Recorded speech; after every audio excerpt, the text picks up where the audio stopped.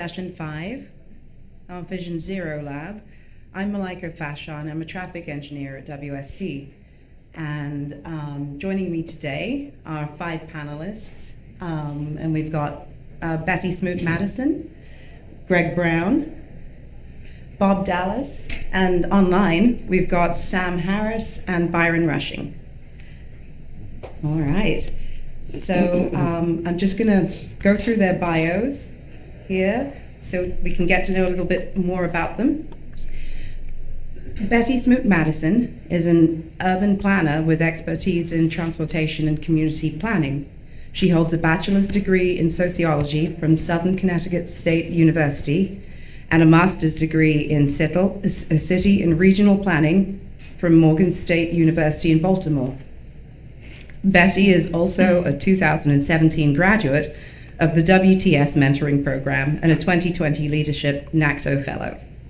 Upon completion of grad school, Betty began her planning career in Prince George's County, Maryland, one of the nation's wealthiest, predominantly African-American counties, located just outside of the nation's capital, where she gained experience in transit-oriented development, implementation strategies, neighborhood revitalization, and university-oriented development, amongst other planning principles. While working in Prince George's County, Betty led the Pedestrian Safety Work Group, which was established by the Prince George's County Healthcare Action Coalition to create policies and strategies for improving pedestrian and bicycle safety in the built environment. Betty worked in Prince George's County for 5 years, then moved on to work for Baltimore City Department of Transportation, where she advanced in several roles, including Senior Transportation Planner, ADA Coordinator, and Ombudsman for the Automated Traffic Violation Enforcement System. Whilst working in Baltimore, Betty initiated and led the city's first roadway safety program, Towards Zero Baltimore, and also played a major role in developing the speed and red light camera program, which has been the most successful automated enforcement program to date for the city.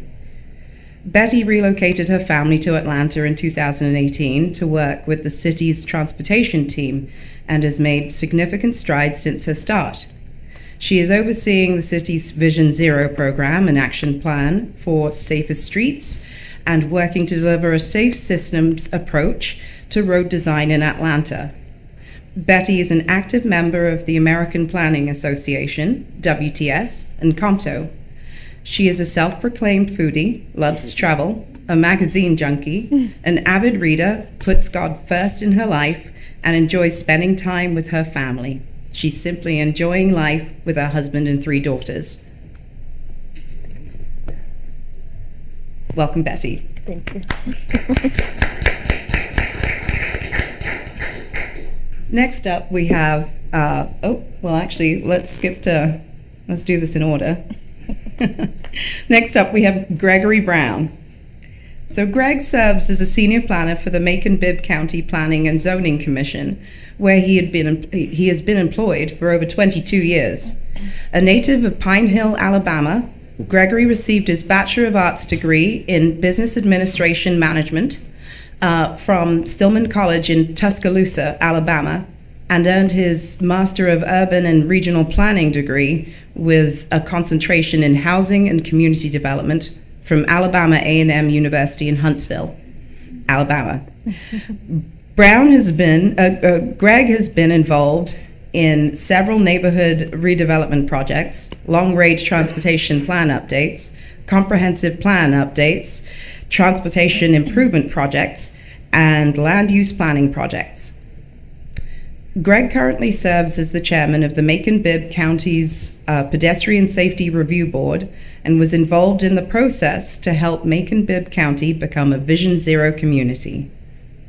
Brown is a member of the American Planning Association, Georgia Planning Association, a member of the Planning and the Black Community Division, serves on Bike Walk Macon's Advisory Council, Lundy Higher Heights Community Enrichment Board of Directors, co-chairman of the Macon-Bibb County's Age-Friendly Advisory Council, International Cherry Blossom Festival Board of Directors, Macon Area Habitat for Humanity Board, and the Macon Arts Alliance Board of Directors.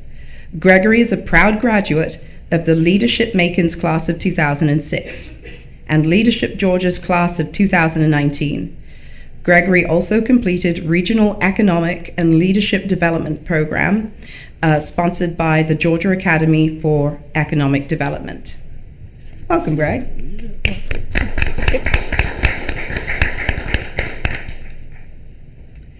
And next we have Bob Dallas. Bob is a civil lawyer with extensive experience in developing and implementing public health and safety behavioral programs. His business and legal background serve as the foundation for numerous leadership roles in both non-governmental and governmental organizations, which have taught Bob how to align disparate interests in transportation, public safety, public health, and land use to achieve public behavior changes that improve health outcomes. Bob has made innumerable presentations in the subjects of transportation, highway safety, and land use to professionals with the goal of aligning resources to achieve common goals. Bob has served as Georgia OHS Director, GHSA Officer and Board Member, MARTA Board Member, DeKalb County and City of Dunwoody Planning Commissioner, VisionZero Network Board Member, Road Safe America Board Member, Cohort Ashford Dunwoody, YMCA Board Member, Safe Kids of Georgia President and Board Member, PEDS President and Board Member, Injury Prevention Research Center at Emory University Transportation Safety Task Team Co-Chair, and Atlanta Regional Commission Transportation Safety Task Force Co-Chair. Recently, Bob was honored for his public service with the NHTSA 2021 Lifesavers National Conference on Highway Safety Priorities Public Service Award for his dedicated work as a community advocate for traffic safety programs and legislation in Georgia. Welcome, Bob. Next, we have Sam Harris. Samuel Harris graduated from Georgia College with a bachelor's in science and Georgia Institute of Technology with a bachelor's and master's in civil engineering. Samuel is a registered professional engineer in the state of Georgia. Sam's work with GDOT started with timing traffic signals, traffic modeling, connected vehicles, and assisting with the state's deployment of automated traffic signal performance metrics. Currently, Samuel is the State Safety Engineering Manager for GDOT and is in charge of facilitating the state's HSIP funding. In his leisure time, Samuel can be found hiking with his wife, daughter, and Aussie. Thanks for joining, Sam.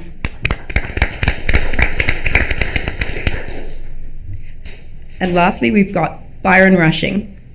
Byron Rushing is a planner at the Atlanta Regional Commission, focusing on walking, bicycling, trails, livable communities, and safe streets.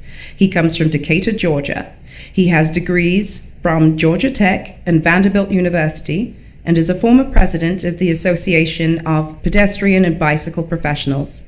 His favorite days are exploring with his 2 kids. Welcome, Byron. So today's session's a panel session. So it's rather informal, it's interactive.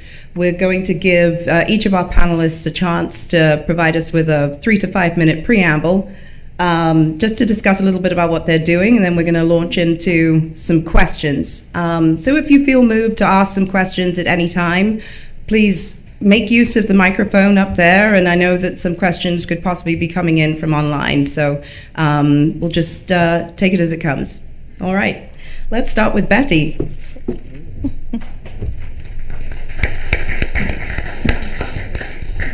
Thanks, Malika. Good morning, everyone. Again, I'm Betty Smoot-Madison, the Mobility Planning Director with the City of Atlanta, Department of Transportation, ATL-DOT for short, not to be confused with any other ADOTs out there, such as Alabama or Arizona DOT. We go by ATL-DOT. We recently adopted VisionZero just this past, or not this past spring, last spring, 2020. Basically at the onset of COVID, our city council unanimously passed legislation to adopt VisionZero. And how that really came about was in 2019, the city had 73 traffic-related fatalities on our city streets. In 2020, we had 65 traffic-related fatalities on our city streets, and more than half of those over those 2 years were attributed to speeding. So speed management became a big priority for our VisionZero efforts. And so as a part of our VisionZero legislation, the city was, or ATL DOT was authorized to implement a 25 mile per hour speed limit, default speed limit on most of our city streets. The majority of those are local streets. Many of our downtown and midtown streets were already either 25 based on an ordinance that was already passed back in the 70s. So this newer default 25 mile per hour speed limit mostly applied to a lot of our local streets. And so again, because more than half of those traffic related fatalities over the last couple of years were attributed to speeding, that speed management became a big part of our efforts. So we are excited to be the newest, or one of the newest VisionZero cities, and happy to be joining Macon-Bibb as representation for Georgia at the VisionZero table, and we're just excited to be a part of this effort.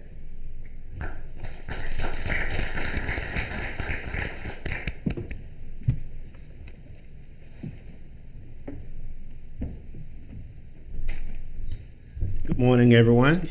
Again, my name is Gregory Brown, and I want to just thank Malika and also the Georgia ITE Conference and everyone for allowing me the opportunity to participate in this panel discussion this morning, just to talk about pedestrian safety and the efforts we are making in Macon-Bibb County to improve safety for our most vulnerable transportation users, who are the pedestrians.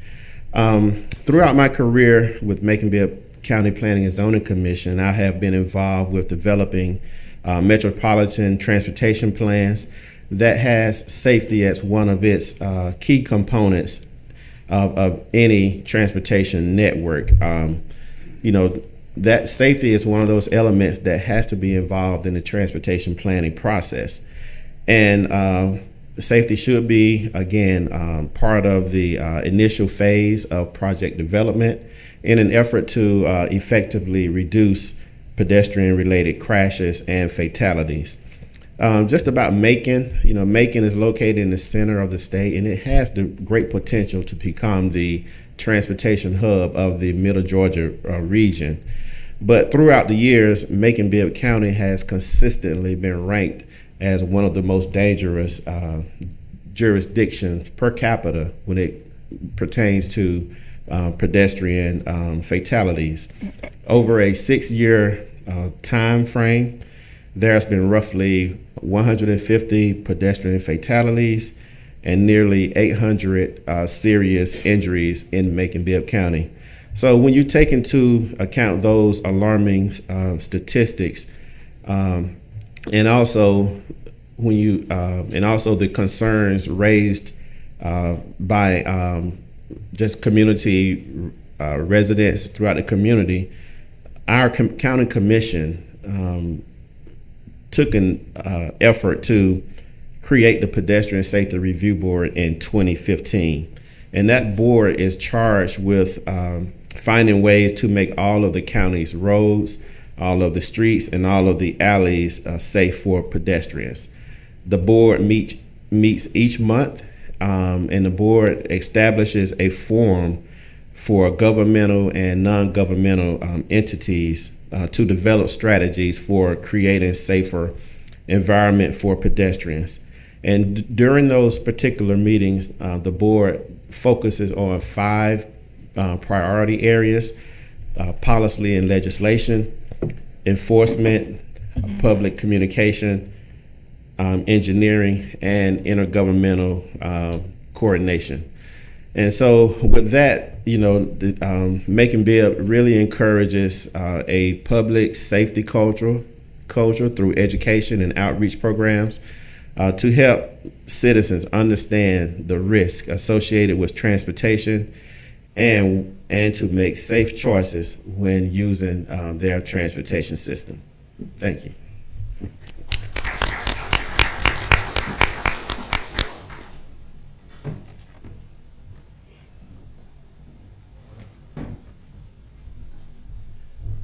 Good morning, everybody. I'm Bob Dallas, and thank you again for inviting me, along with this panel and all of you, to be here to talk about my favorite subject, which is VisionZero. Just to give you a little bit of background, I started as Highway Safety Director from 2003 to 2011, and had the opportunity to work not only with many of you here, but with all the other advocates for highway safety, as well as those charged with making our roads safer. That includes everybody from the DOTs to public safety, to planners, pretty much everybody who has an interest. And when I left the Highway Safety Office, there was a concept that was kind of floating around in Europe called VisionZero. And what we saw with VisionZero in Europe as it was being executed is significant improvements in the safety of their roadway systems. And we, many of us, and this is, just individuals out there looking at it, said, that might work here. So we got together in probably around 2015 and conceptualized the idea of VisionZero for the United States. And trust me, that was not an easy task to do, given that there were already many stakeholders looking to make our roads safer, but trying to encourage them to consider another approach was really what we were about. So fast forward a little bit to about 2016, the Director of Public Health in Macon-Bibb County reached out to me because they had established the Pedestrian Safety Review Board that Greg talked about, and they wanted to formalize it a little bit differently. And the director had heard about VisionZero, knew my involvement, and at the time I was very active in PEDS. And so I started attending the PSRB meetings on a monthly basis, and we came up with a VisionZero plan, which we kind of collectively put together.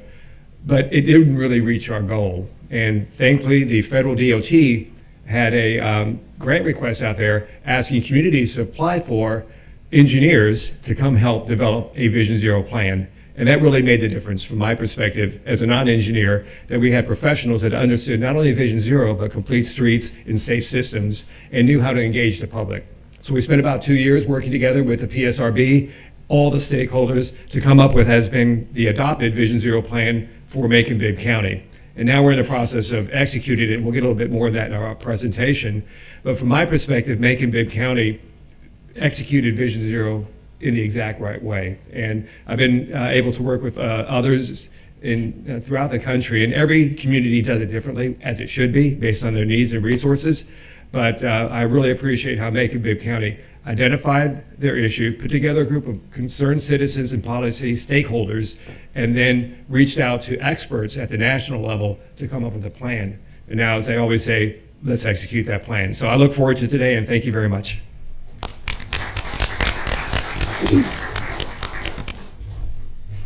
Byron, would you like to go next? Yeah, happy to. Can y'all hear me okay?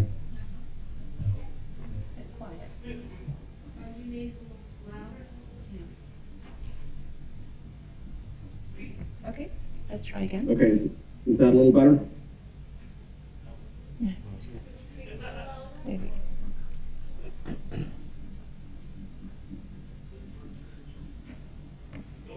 Okay, let's try.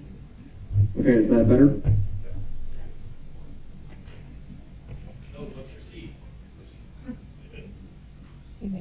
Okay, Mike, I'm going to start talking, and y'all just let me know if I need to change anything. Is that all right? Yeah. Okay. So good morning, everybody. Thank you for having me. Sorry to not be able to join you all in person.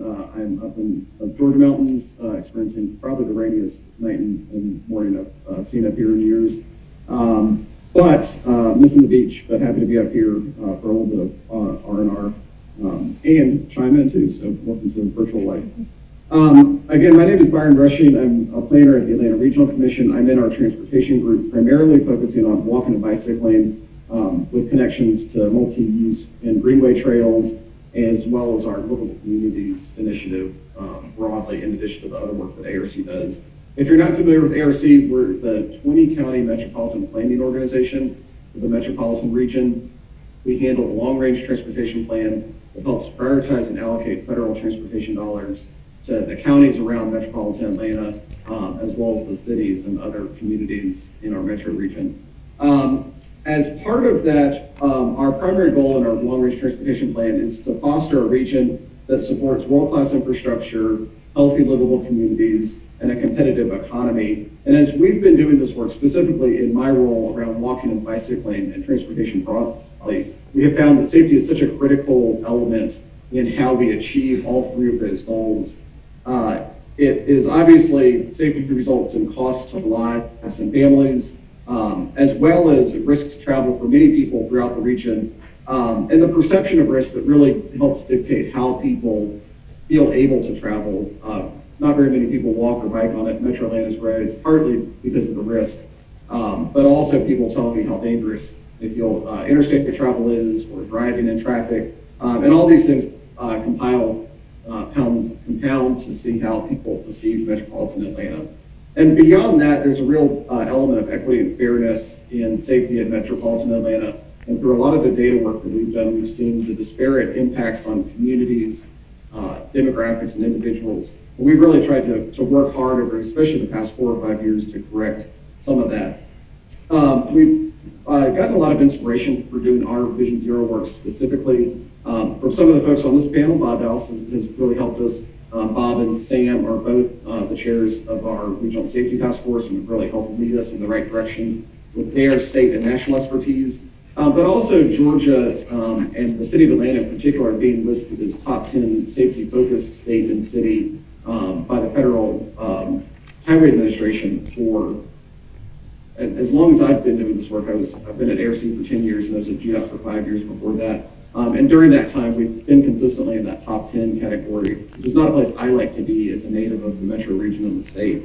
So we really worked hard to try to correct some of that, using our planning tools and our funding tools to correct that by directing funding towards high-risk projects and high-risk communities, trying to make those priorities in the funding that we give out, ensuring that all of the federal money that we allocate goes towards supporting safety and reducing risk through routine accommodation, complete streets, and the small elements of traffic planning, engineering, and operations that really increase road risk, or decrease road risk and increase road safety. And then finally, using our collaborative elements, we have a big table of regional leaders, and we try to use that table to promote better project development with our local governments and better partnerships with GDOT and our state partners, and then also bring national expertise down to our communities who are our members. So I'll leave it with that. We have several plans that have really guided this work. If you're online later today or some other time, you can look up our Walk, Bike, Drive plan or our Bike and Ped Safety Action Plan, which were my projects that really focused on pedestrian safety. It's the one area of safety that we've seen safety decreasing and risk increasing over the past 10 years. But we've really kind of acknowledged over the past couple of years with our new mandates for federal performance measures that we need to have a broader perspective. So we have just embarked on a regional safety strategy about 2 months ago that we're excited to be working on over the next 2 years in partnership with VHB and several of their consultancy members. So I'll have a little bit more to share about that during the questions, but we're encouraging everybody who's excited about safety in metropolitan Atlanta to jump in and help steer that project. So thank you for having me this morning. Sam? Yeah, good morning, everybody, and thank you for having me. Just in case you don't know me, Sam Harris, work for the Georgia Department of Transportation. I'm the State Safety Engineering Manager.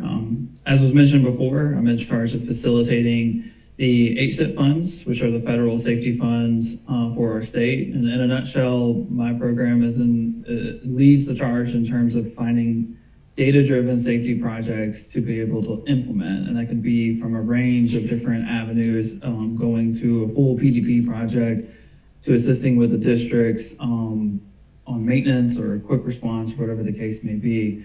But thinking high level, advancements, within GDOT and how we made the effort to improve safety and transportation system users.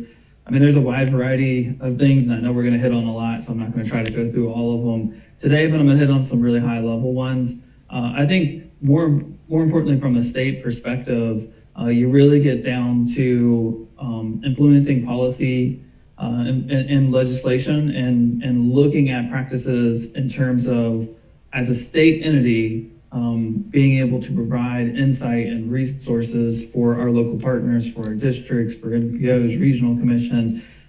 We're in a really good position to do that, and that's where I'm trying to grow as the safety program, because GDOT has done a lot of great things in terms of the safety realm, and we need to continue to build on that. And as we see these different things, such as VisionZero and Safe Systems approach come out, we need to evaluate that, look to involve, and change the way that we may do some of our business practices. With that as well, other areas that we are proud of, our complete streets policy, our pedestrian street safe guide, we have bike and ped safety action plans, the Safe Routes to School program, the Teens in the Driver's Street, work zone safety. We're very big on that, trying to make sure that all of our workers are working safely on the side of the road. The Drive Alert Arrival Live campaign, the C and B Scene campaign. These are all areas that we're digitally working on, making sure that we are providing the safest environment that we can, and getting that outreach out there and working with our stakeholders. And lastly, I'll leave it on, again, as a state entity, we want to be able to provide resources and tools. So there's a variety of different tools, such as Numetric, which is new, which builds on the GEARS database, but making it easier to be able to have a local government or an NPO, or whatever the case may be able to log in and see the data and see the analytics in the data, and not have to spend too much effort trying to get trends or understand where do we need to be looking. Either it's from a hotspot, a systematic approach, that you need to be looking at data when you're making these decisions. The local road safety plan, we're a pilot state for FHWA, and we continue working with them and assisting our local partners as well. And just in general, safe studies and analysis, my program wants to be able to provide to anybody that may need it, so we can find the best safety projects to be able to implement them.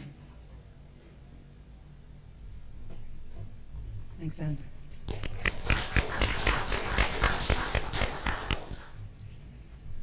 Okay, so we're going to start with a couple of warm-up questions. And the opening question I have for all of you is, what does VisionZero mean to you in 5 words or less? Bob, it looks like you want to start. Well, for me, for me, the idea of VisionZero is really engaging the community with producing outcomes that the community wants. Thank you. Greg? For me, VisionZero in 5 words or less means safer streets for pedestrians. In 5 words or less, I will say everyone arrives alive. Nice. Byron? Everybody's taken a lot of good ones. I'm going to change it up a little bit and say, travel how you want to. Nice. And Sam? I'm going to be quite literal with my response. I actually found the 5 words. The first word that came to mind when I looked at this question: family, patience, collaboration, progress, and change are my 5 words. Great. All right. Let's get into a bit of terminology. Bob, I wanted to direct this question at you. How does VisionZero differ from safe systems and complete streets? I think I wake up every morning asking that question because there is so much overlap between them. And at the end of the day, it's, for me, the processes by which we look at this. So when I look at VisionZero, our perspective is simply this, that deaths are preventable on our roadway systems, that humans will make mistakes, that our goal is to prevent fatal and severe crashes, not just crashes, and that we apply the safe systems approach, and that it's not expensive to save lives. I mean, that's kind of like our overarching perspective. If you look at the safe systems approach, it tends to focus in on aggressive use of roadway design to make the roadways operationally or by design a lot safer, and that the execution of the operational design is focused on all the users, which could include commercial, passenger vehicles, pedestrians, cyclists, micromobility, older, younger, and disabled drivers. When we look at complete streets, it tends to look at well beyond the road to the use of the road around there. And with that, we look at the design concepts associated with any roadway, answer the question, how is this roadway going to be used? So for example, if you have a commercial area or a place with a lot of residential, or is it an arterial where the goal is moving lots of cars, or a limited access road where once again moving the cars is really the goal. So at the end of the day, again, there's a lot of overlap, and I'll leave you with this perspective. When I look at VisionZero, it seems, from my perspective, to work well at the local level. What I mean by that is that the community can come together, engage its citizens, identify the needs, and execute them based on their resources. When we look at complete streets and safe systems approach, while communities can adopt those, I see those working well either regionally or more statewide or nationally in terms of setting the policies that allow VisionZero to be executed at the local level. Thank you. So, Sam, Bob touched on disambiguation between safe systems and complete streets and VisionZero. But the question I have for you is, what is GDOT doing to make the paradigm shift to a safe system? Yeah, no, thanks. I touched on it a little bit, but I just really want to emphasize is just continue building on what we've been doing. Be ready for a change in philosophy, be ready for that paradigm shift, and understand how we need to change our business processes to adapt to our goals. And the goal of the safety program within GDOT is to eliminate fatalities and serious injuries. Now the timelines, they all look different. You know, from a perspective of a local government like Atlanta to ARC to the state, or our state compared to another state. And that's why I chose patience as one of my 5 words. Everybody's got to be patient with each other in terms of how we get there. We have different resources, we have different budgets and all the other good stuff, but it's just really keep building on top of it, you know, keep reviewing policy, keep creating policy that makes sense, and making ourselves better through collaboration is really important. Well, this is not just a one entity type of approach. Everybody has to be on the same page, from a federal level to the state level to the local level.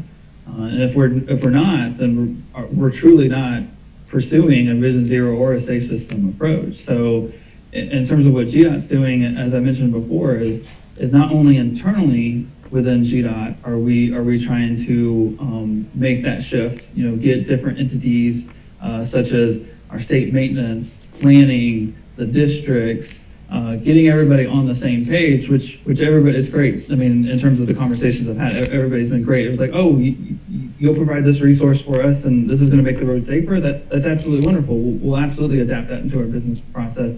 Those conversations have been going great internally, but even externally to other agencies. You know, when we set up different programs or set up different resources, they've been open to that, and they've been welcoming to that collaboration. So. Well put.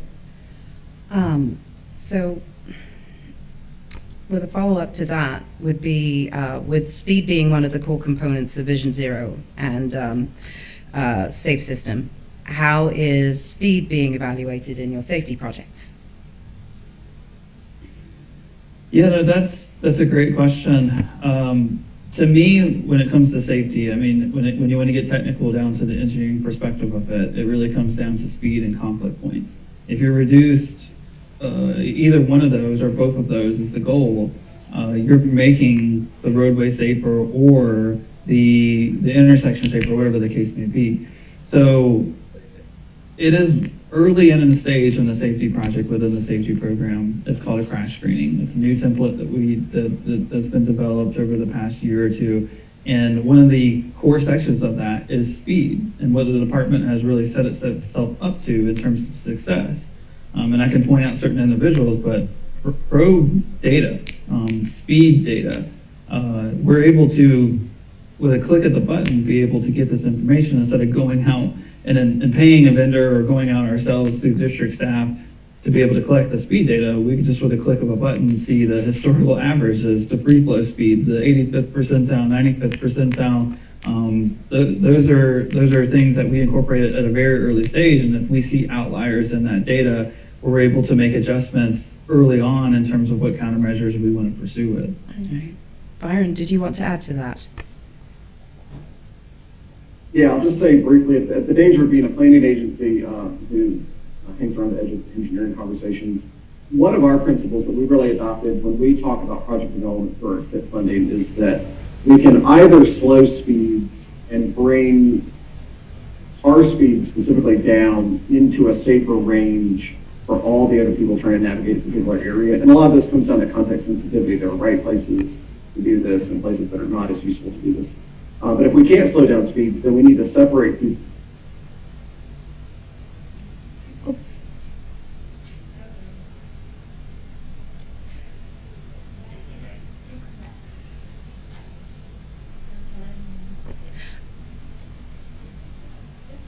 Okay, yeah, Byron, the sound is cut out a little bit.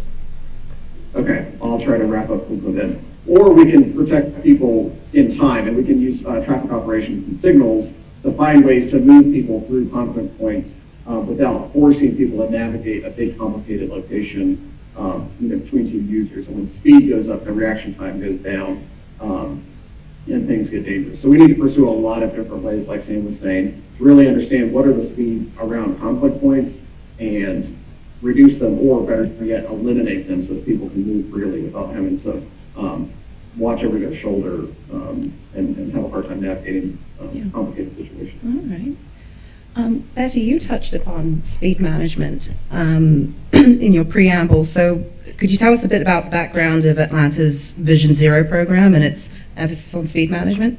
Sure. So if you don't know, ATL-DOT is actually a fairly new department. So we're really only about a year old, depending on kind of when you start the clock. So legislation passed in 2019 to create the department, but we really didn't merge, like all of the different entities really didn't merge into that one department until probably June of 2020. So that's when we consider ourselves of starting the clock. So we're really only a year old at this point. But from 2019 to 2020, we worked with Bloomberg Philanthropies to develop our One Atlanta Strategic Transportation Plan, which we call sort of our blueprint for this new department over the next few years. And it has a lot of great actions and strategies that the city is committing to doing as this new department was stood up. And so, of course, one of the major goals in that action plan was for the city or ATL-DOT to implement, to adopt and implement VisionZero.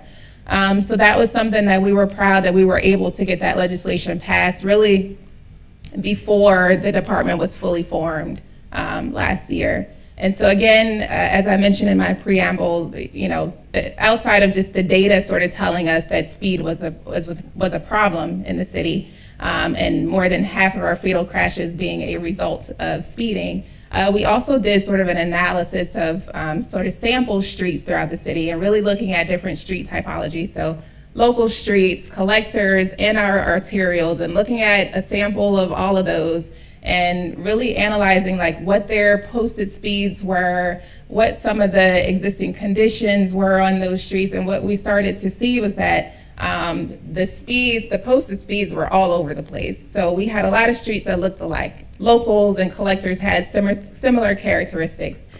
Some of them were primarily residential streets, 2-lane, 1 lane in each direction type of streets.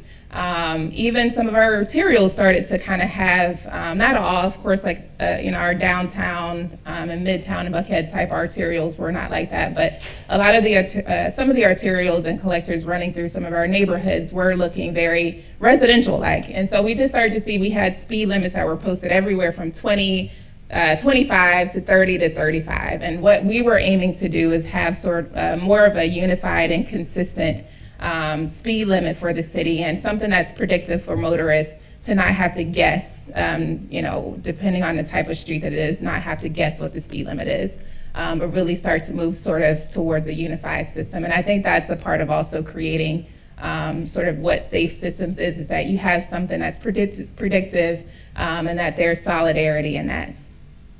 And so as a part of that, we really have just been focused on delivering.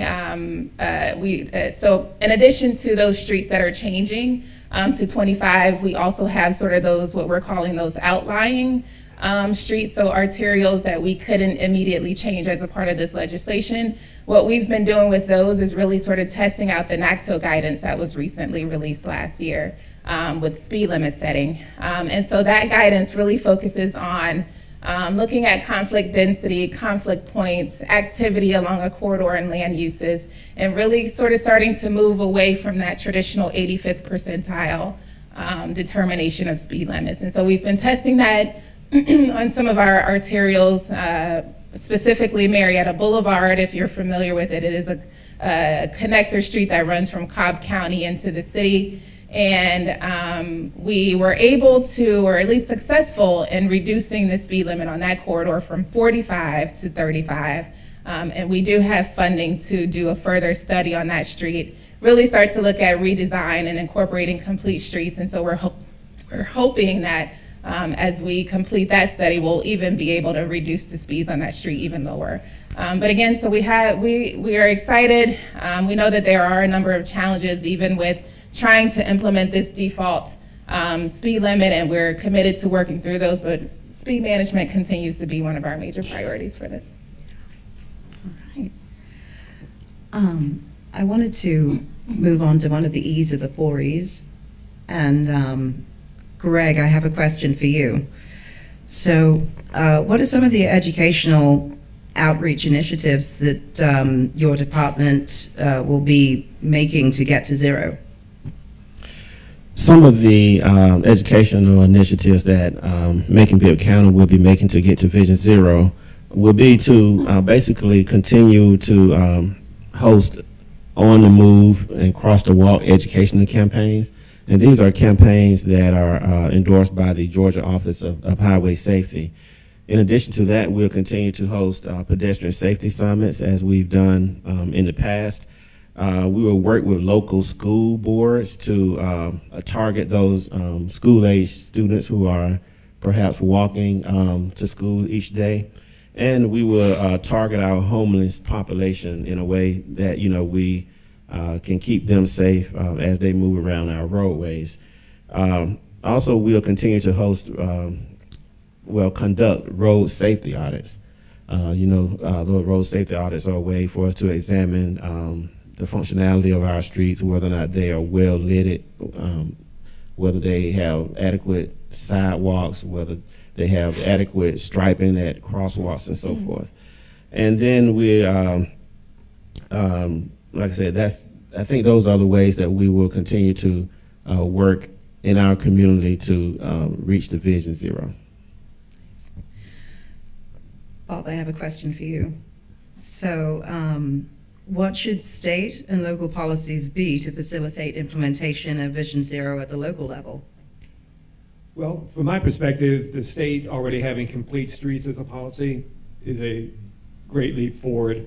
On top of that, I would submit to you having a safe systems approach policy at the state level would facilitate more at the local and regional level the idea that we can implement VisionZero programs.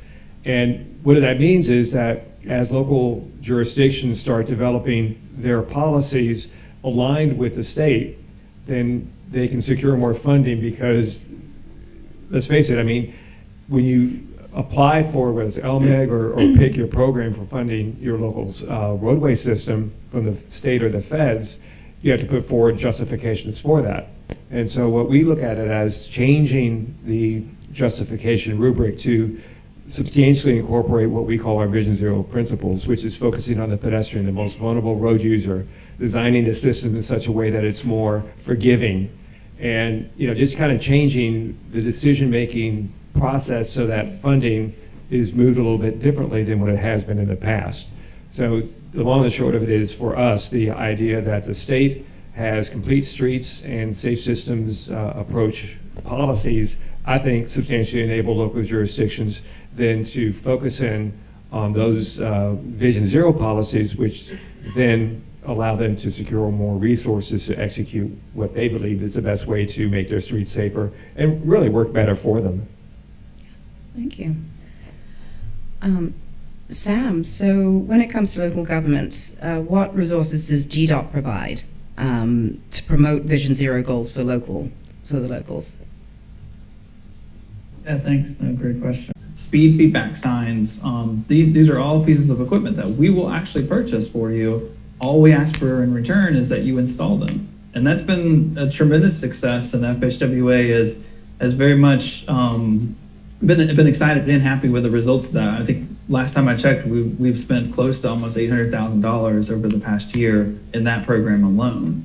But yeah, I mean, those are some of the highlights in terms of what the resources that we have in order to promote VisionZero goals for local governments. But it doesn't stop there. These are things that we're progressing with, that we're continuing to work on, but we're always looking at like, what else can we do to help our stakeholders. Byron, I wanted to ask you about the major barriers to changing safety and just infrastructure and culture.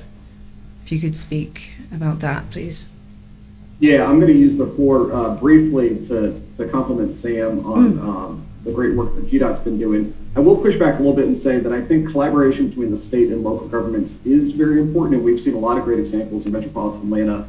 But when we look at the data, and we look at the data deeply, the high-risk locations that we see are very often on state roads. So I think there needs to be a collaboration between GDOT and communities, but there also needs to be a lot of change at the state level and in the way that the state is doing things on roads that they own. And I think that comes down to a deeper question of collaboration. And one of the big barriers that, we have a lot of suburban communities with residential areas or commercial areas that are widely distributed. And so people use arterial roads to get where they're going a lot. So one thing we could be doing is talking about how do we change the shape of our communities?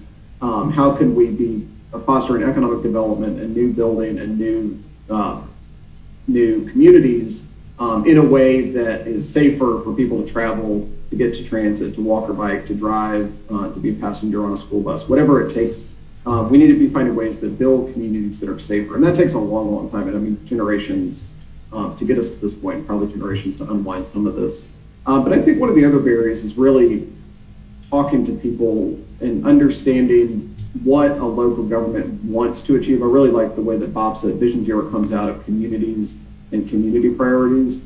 So how are we listening to people and understanding what kind of communities we want to be building, and then working with all the partners involved in that to say, this is really what our public space, our roads should function like, that really help support both the state and regional goals, but also really kind of help achieve better local outcomes.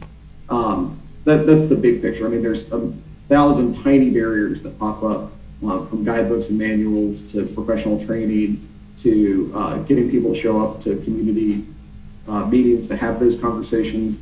And any one of us could start to untangle some of those specific things. But I think the big thing comes down to how do we have conversations about what a great region, from my perspective, or what great communities look like from local people's perspectives. Yeah, thank you. Do we have any questions on the floor this time? Yeah.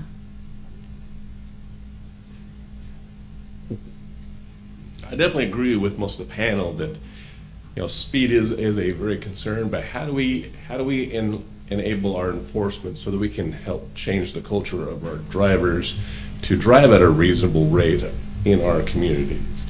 If anybody's driven around Metro Atlanta, no one drives the speed limit there. They have no idea what the speed limit is. So even when we're able to get the GDOT and State Highway to help us reduce our speed limits to be more appropriate for our communities, we still have enforcement issues. And how do we enhance our capabilities with enforcement? I think the school zone automated enforcement is a good step in the right direction. After 35 years of transportation engineering, I'm thinking automated enforcement everywhere is probably going to be the only way we get people to drive. And I'd like to hear some of your opinions on that. Thank you. So apparently you didn't read the Constitution that says everybody in America has a right to go drive as fast as they want. Yeah, and moreover, if you watch any car ad on TV, there's not a vehicle that doesn't have 350 horsepower to zip it around, even if it's a Nissan Altima, right? So this is what we're fed day in and day out as a society, and our culture is speed. I mean, it's hard to ignore that fact. This pandemic taught us something that we had not predicted. We have seen Georgia's crash death go up. We saw miles driven go down, and our crash death rate just go through the roof this past year. And so many of us are looking at that and say, why is that? Two things come to mind. One, excessive speeds because the roads were open, people took advantage of it. Two, enforcement went down. Enforcement went down at least for two reasons. One, because officers and troopers and deputies did not know exactly how to stop a car without fear of getting COVID themselves, or if they had it, not knowing they gave it to somebody else. Two, recall this time last year and the public sentiment with respect to racial profiling, which is front and center when it comes to speed enforcement or any traffic enforcement. And with that, the whole idea of how we do law enforcement has come to the front of the pack when it comes to the public conversation. And in a VisionZero perspective, enforcement is not our thing.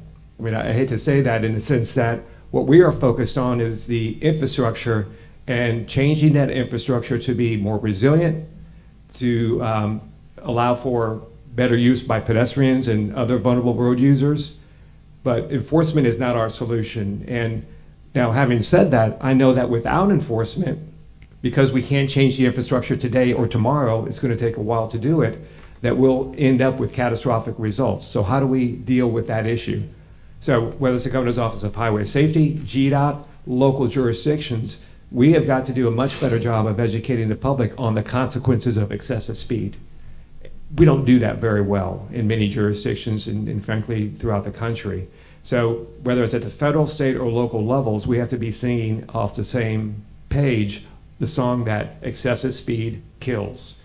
And that is a hard thing to do, but it has to be part of our policies. So if you look at the Governor's Office of Highway Safety and the Strategic Highway Safety Plan, speed is an issue there. Now, from my perspective, more could be discussed. But having said that, the public really has to accept what we're saying about excessive speed, much more so than they do today. So we have to do a better job at having that conversation and explaining what the consequences of that are. Because if somebody doesn't understand what you're saying, whose fault is that? I guess I'll add on. I don't know if I can say it any better than Bob did. I think, we can't ignore that police violence is a real issue, especially on Black and brown communities, on Black and brown people. It's a serious issue that we can't overlook and we can't ignore. But I think the difficult part as a DOT is what is our role in that and how can we control that? And so I think within our VisionZero program, we've, in this, sort of first onset, we've decided to really focus on the things that we really can control, but we want to make sure that our local police enforcements know that we want to be a willing partner at the table and be at the table having these conversations, these very difficult conversations around how enforcement is done and how it's handled, what that interaction looks like between a police officer and a young Black male.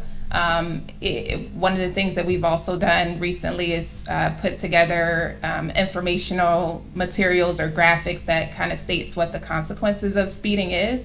And we've given thousands of those materials to our local police department because we know we can't tell them to not enforce. They are an entity and that's what they do as an organization. So we've asked them to, if you are going to go out and do enforcement, please provide these materials to motorists just so they know what the consequences of speeding is, all the way from the cost to the deadly consequences as well. That's the start. That doesn't even put a dent in the true issue. And so again, we just want to be a willing partner We want to be at the table having these conversations with APD. We anticipate that our local law enforcement will be a part of our VisionZero task force, where we will be willing to have these conversations, even if it's just organizing a forum with specific communities and the and our local police department. So again, we don't necessarily have the solutions as a transportation department, but some of the things that we can focus on is just being a good partner, being a willing partner. One example I do want to use is as a part of our equity analysis that we conducted last year, we identified specific communities of concern. One community of concern was Thomasville Heights, which is a low-income community. The median household income there is around $10,000 annually. It's predominantly Black community. It's right on the edge of the city. It's southeast, and it easily has been sort of overlooked, not invested in by city dollars and by private dollars at all. And so as we did analysis with this, with our communities of concern, we realized that really, while we want to target transportation resources to that community, transportation is not the biggest issue. A lot of times it's food access. A lot of times it's just simply having access to jobs and access to opportunities.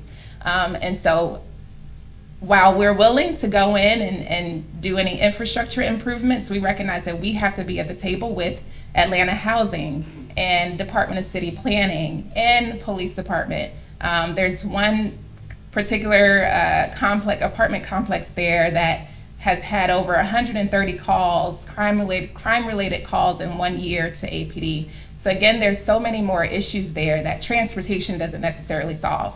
But we can still be a good partner and be at the table. We worked with Georgia Tech to recently do a lighting analysis, and we identified that Thomasville Heights was also the lowest lit community in the city. And so if our simple commitment is to add lighting to this community to help people feel safe as they walk to get where they need to go, walk to transit, walk to the nearest grocery store, whatever it is that they need to get to, then that's our value add, but it doesn't end there. Transportation investment doesn't really solve all of the problems that are there. So again, it's kind of a long way to say, I don't know, as a DOT, we don't really have all the solutions, but we're just willing to be open, willing to listen and see what we can bring to the table, but really, just want to be at the table in those conversations. Yeah, absolutely. Do we have any more questions at this point? We got a question kind of in the same thread as the enforcement issues. As a resident of the city of Baltimore for a while, I was a recipient of a couple red light running camera tickets. I'll say I was in the dilemma zone. So I do know that they are effective. I'm from South Carolina, the Charleston area, and unfortunately, or fortunately, however you look at it, our state has taken the stance against the automated enforcement at this point. And I know that I think I understand that Georgia allows local governments to implement this kind of enforcement. And I guess my question is for me to take back to my state, is there some sort of championing efforts or really descriptors that you can provide to sort of support the implementation of these devices, either locally in Georgia or in other states? I do know. Started because you did Macon-Bibb. So I know in Macon-Bibb, that topic was a discussion with Macon-Bibb in terms of automated traffic signals, in terms of red light cameras and so forth. But the county commission voted against that, so it did not pass in Macon-Bibb County. In terms of enforcement for, it's from a pedestrian safety review board perspective, our sheriff department, the goals for the board is to basically, looking at reducing aggressive driving, speeding, and also taking a look at those who are still holding their phones, while they are driving. So they are, just taking a look at those three attributes in terms of increasing pedestrian safety in Macon-Bibb. You asked about it from a legislative perspective. We have a lot of legislatures in Georgia, like most states, and every one of them has their perspective on automated enforcement of any kind, whether it's red light cameras or speed or school bus passing. Georgia authorizes a school zone enforcement as well as the passing of the buses. We have red light camera enforcement, but the legislature, because its perception that it was being abused, changed it so that it was effectively ineffective. So we don't have many jurisdictions using that. When I speak to legislators who are opposed to this, I can sit back and give them these two facts. Automated speed enforcement works. Red light running cameras work. And statistically, we can go to jurisdiction after jurisdiction, country after country, where these things are available and say they work. Now, I could never sit there and tell a legislature or suggest at all that one legislator wants people to die on our roadways. Everybody wants everybody to be able to use our roadways safely and get to where they want without injury at all. So the question is, how do you convince somebody to do anything legislatively? Don't ever stop. I guess to quote Winston Churchill, never, never, never, never, never stop doing what you're doing. And I'll give you my example. I've been involved with legislation for highway safety for a number of years. And our first primary safety belt law came into effect about 1990-91. My goal was always to make it apply to the front seat drivers of adults in pickup trucks. It took me over 20 years to get to that point. So it's very incremental. And what I think is so important is that we have advocates, we have agencies, and we have really good data that all point the same direction. And I will say this, I love the idea of doing pilot programs. I mean, St. Simon's here is a really good example, right? These two roundabouts that are here. I remember when GDOT first put those in, there were more than one person that said roundabouts are going to kill everybody, right? But yet today, I think generally they're well accepted as a solution to a traffic problem, and as we know, made it much safer. So we have to be willing to take the time to have that conversation and sometimes say, all right, we're just going to put our, toe in the water with you, public, and see how this works, and incrementally move in that direction. It does not happen in a day. It may take decades for some of this stuff. Sadly, along the way, we know that the number of serious injuries and deaths will be what they are, but our goal is in the long run to eliminate them. And but it takes legislators listening to their constituents to say this is okay. In other words, I'm going to get reelected, right? I think it's always a hard sell if you don't have state legislation already in place that allows it. Maryland was one where the legislation was already there, so Baltimore was able to implement its its automated enforcement program. I think the data is there. There's a lot of data resources out there that shows that speeding is minimized or deterred, or even red light running is minimized and deterred when you have these automated systems in place. But I think additionally, one of the major benefits is just taking the person-to-person interaction out of enforcement, and in a way that saves lives as well. It makes police more comfortable. It makes people more comfortable. As a person that's never really committed a crime, I'm never comfortable with the police officer behind me, and I don't know that anyone that ever really is, especially with the lights on.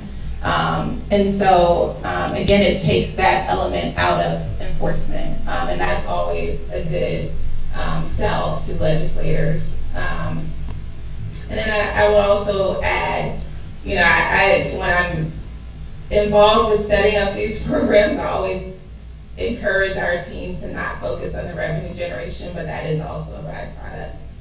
There is revenue that comes in with it. That could be used to go towards making improvements to your streets or making improvements to your public amenities or public safety in your jurisdiction. So, Just want to bring Sam and Byron back into the conversation. Do you have anything to add to any of the comments that were just brought up there, Byron, Sam? Or Byron? I'll go first, and Okay, Byron Sam. wants to chip in. From a holistic perspective on it, looking at the past two questions and involving the speed, From our standpoint is, and I know this is kind of the direction that Byron's going to go as well, is get to the problem before you get to the enforcement issue. Sorry, Byron, I totally stole that from the chat that you just posted on there. But I mean, look at it from the engineering and design perspective. My question would be, and it could be an uncomfortable question or a question that could be thought of as out of the box, so to speak, but if you're having that many issues at that particular signalized intersection, then you need to evaluate, is the signal the best solution there? Does another type of intersection design need to go in to make it safer, to allow people to understand that as you're getting to this junction or through this segment of roadway, we need something to be put in to slow people down, to enhance the safety of all roadway users in that aspect. So I think the panel so far has answered the question great, and in terms of talking about the benefits and the cons of that. But I always look at it in terms of a design aspect, and what can I do to change the way a driver feels on that segment of roadway or that intersection. And is there small solutions, or is there large solutions? Small solutions, and this is documented through crash modification factors, but like radar feedback signs. Over a course of time, I mean, those have shown safety benefit. Is it a large safety benefit comparative to going in and putting in a roundabout?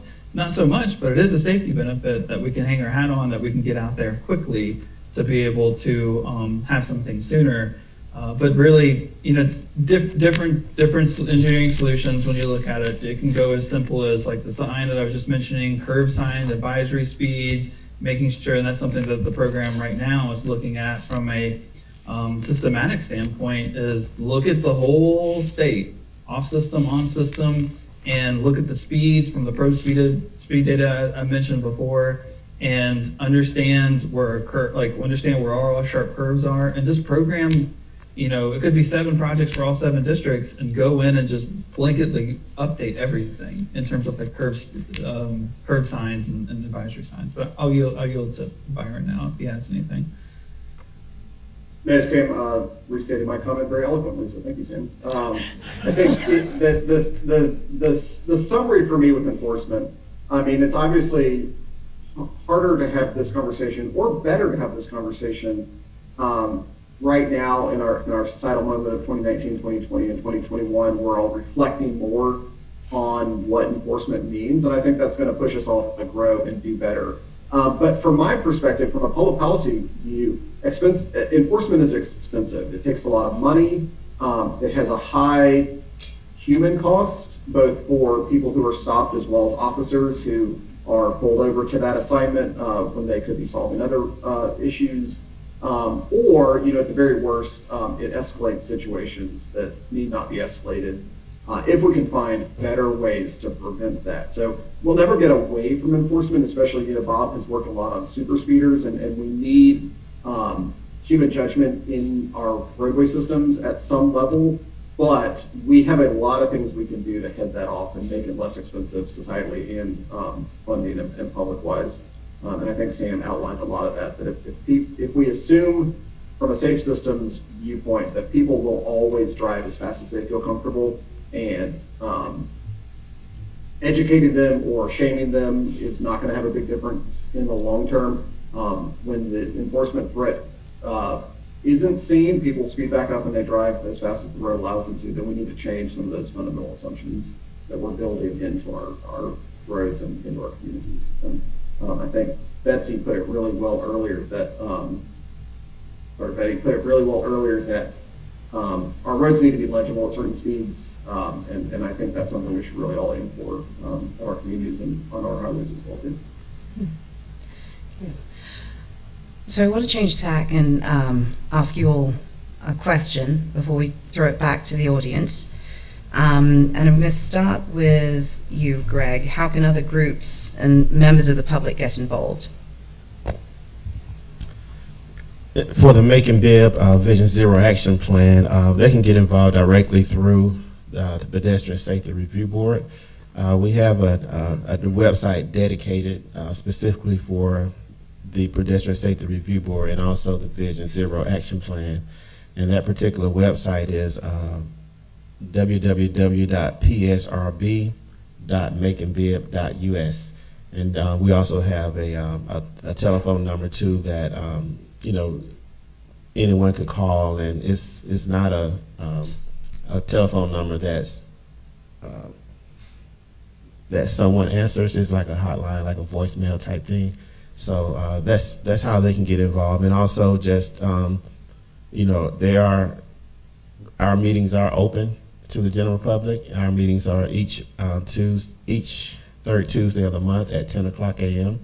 And so we invite the public out to those meetings to be involved with what we're doing with pedestrian safety and VisionZero. Thank you. Betty, when will we get to zero? Do we have interim targets or goals? We do not at the moment. So we actually are planning to start our VisionZero action plan work in the next couple of months, hopefully. Thankful to Byron and the ARC team.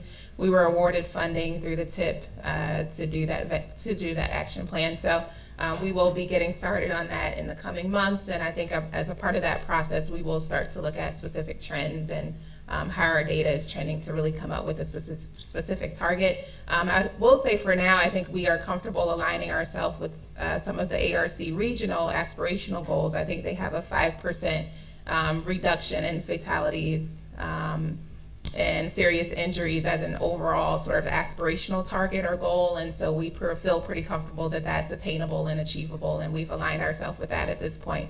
But we'll start to, as we work on our action plan, we'll start to really dive into what the specific targets will be and what the target year will be. All right, thanks. Bob, what is equity in VisionZero? Is it about a who or is it about a where?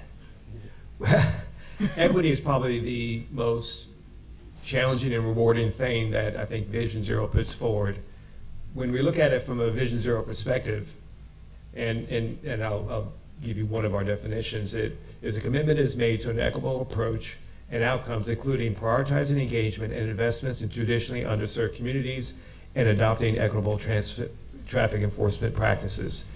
If I read you the GDOT definition, then I would take about 10 minutes of time to read you all the words that they use to define equity. Or I can read you the American Planning Association equity definition, which is like 4 or 5 words. We're just going to do equity. To me, what equity fundamentally comes down to is, first and foremost, establishing really good data parameters and understanding what's going on with the community, not just with respect to the serious injuries and deaths on the roadway, but the demographics of the community, the incomes of the community, the aspirations of the community, but understanding that well. Secondly is engaging the community. I'm here to say that we will never ever achieve equity if the public, and I say at the local level because I think that's where the rubber meets the road, is not engaged with developing the solutions. We oftentimes hear of the people, by the people, for the people. I am with the people when it comes to this issue. Because let's face it, all of us here have an idea as to what the solution is. I mean, you guys are trained experts, as they say. But the public, every member of the public also engages our transportation systems, and they have their opinion and ideas as to the way things should be. So it's really that conversation that we establish, and it's incumbent on us to ask the question, what do you want? What outcome are you looking for? And it's not just, oh, I just want slower speeds. It's, I want my kids to be able to play outside and feel safe. And I'm saying this as a parent of a lot of kids, as well as saying that it doesn't matter where you live, the richest to the poorest area, everybody wants that concept. So there are a lot of goals out there that we all share. The question is, how do we get there? I do not know how to get there without asking the affected folks, what do you want? How do you want us to get there? So it's really a process. So my long answer, which is really short, engagement with the community, to me, is where equity is found. And then we can start establishing the policies, the funding, the execution over time to get to that. And I'm going to jump in on Greg's point. When we look at the VisionZero action plan in Macon-Bibb County, and I'm excited to hear that Atlanta's going to be working on theirs, it identifies a process that we went through, who the stakeholders were that we reached out to, extensively identified with data where the issues are, and then it identified the projects that were specifically designed to address those issues, assigned timelines, as well as responsibility. Because I could sit here and say, next year I'm going to reduce traffic injuries and deaths by 5%. Well, that's great. How's that going to happen? The things you have to be identified that have to be executed for that goal to be achieved. And I will say this from being in the state as a director, at the state level, at the regional level, at the county level, and at the city level. Each one of those have to identify and adopt not the numerical outcomes, but the policies that get them to those numerical outcomes that improve things. Because then we start getting a whole lot of alignment and getting measurable outcomes and really getting that public engagement, which to me is the absolute key to all of this. Thank you. Sam, GDOT has completed several progressive projects, such as the road diets on Peachtree, Ponce Memorial, and now you're working on several more, such as Donald Lee Hollowell. So how do you get community and stakeholder buy-in? Yeah, no, thanks for that question. First step, listen. It's what Bob was just alluding to is work with the community, understand their concerns. We can look at our data and we can say a PHB needs to go 50 feet from this intersection because of this reason, this reason, this reason. But and you could program a project and you feel solid about it and you get to the point where the community outreach is and you get a different story from the community, we'd like to head that up much early in the process. And especially with Don Lee, there's been a lot of work with the community, with local stakeholders, such as with the city, making sure you understand their concerns and work with them and hear them out, understand they're really concerned about the speed. Okay, well, what component of your project is going to address that concern? And make sure you explain that to them, because ultimately my goal and anybody's goal when they're trying to program a project that could be as controversial as a road diet in Metro Atlanta is you need to find your champions, and having your champions within the community is going to be a tremendous help. Because once you get to your public information open house, you're not going to get your typical, but you will still get some of those people coming in and saying, well, you guys have no idea what you're doing, and you really don't understand what we're trying to go with. Instead of me answering that question right away, I have a member of the community that will stand up and say, hey, no, this actually will help. This road diet will help speed because of this reason. It'll put turn lanes at this intersection. It'll allow for us to put medians in to make pedestrian crossing safer. So getting those champions is extremely important. And I feel like as these more progressive projects are taking hold, especially within the safety program, we're going to be successful in that regard because of that process that we're going through. Great. Thanks, Sam. So Byron, the question I have for you is to what extent is public health interconnected with VisionZero, and have there been any opportunities to form alliances to achieve our common goal? Yes, that's a great question, in particular for Atlanta, being the home of the CDC and an national international organization that has really had conversations on injury prevention. Public health tends to live in their own set of data in their own world, and we hear from them sporadically as an institution. But I think to a couple of the points, I really like Bob's point, and it's one that I've echoed a lot too, that the goal of transportation is not to drive your car, it's to get somewhere where you're going. The goal of safety is not to navigate lights correctly every single time. The goal is to not worry about your children crossing the street or getting to school, or your family members getting to where they're going. And I think to that regard too, we need to have a conversation around public health that embeds safety in the bigger ways that we improve quality of life and achieve better outcomes for everybody. Obviously, 2020 has changed a lot of our societal priorities around what public health means, and that's had a big impact on the way that people live their lives and transport themselves, or live virtually in their computer screens. So I think we're going to see some interesting changes to the mobility conversations and the congestion mitigation conversations, which will trickle down into our safety conversations. But it's absolutely a place that we need to live with public health professionals who are really good at data analysis. They're really good at looking at public priorities from a different angle, and they're really good at helping us understand how our decisions in the transportation sector kind of fit into the larger issues, societally and globally. Oh, thank you. We have time for one more question if anybody has anything in the audience or online. No? Okay. Well, let's see if I get one more question in. I suppose if I had to ask, there are so many to ask. This should really go on for 4 hours. I know you'd love that, but I suppose Byron. Well, to follow on from your point, how can data inform funding and priority decision making? Oh, great, thank you. That's actually the question I was most excited about, so we're going to get it in. You're right at the end. But we talk a lot about data-driven decisions, and Sam's mentioned a few times, Betty and Bob have both mentioned, data-driven. And I think one of the angles that we're taking is we get more into thinking about safety outcomes, and in particular, equitable outcomes with communities. Communities have different levels of access to data. I'm such a big proponent and champion, and my teammate, Tejas Kotak, also asked me to really champion GDOT for their new metric platform. It's so nice to be able to get to data effectively and easily and reduce barriers to access for people to understand, this deeper perspective on their communities and their concerns. But data is not the final decision maker. Data doesn't make the decision. It just informs the way that we make decisions. Politics is a bit of a dirty word, but I love studying politics. Politics helps determine who gets what in our society.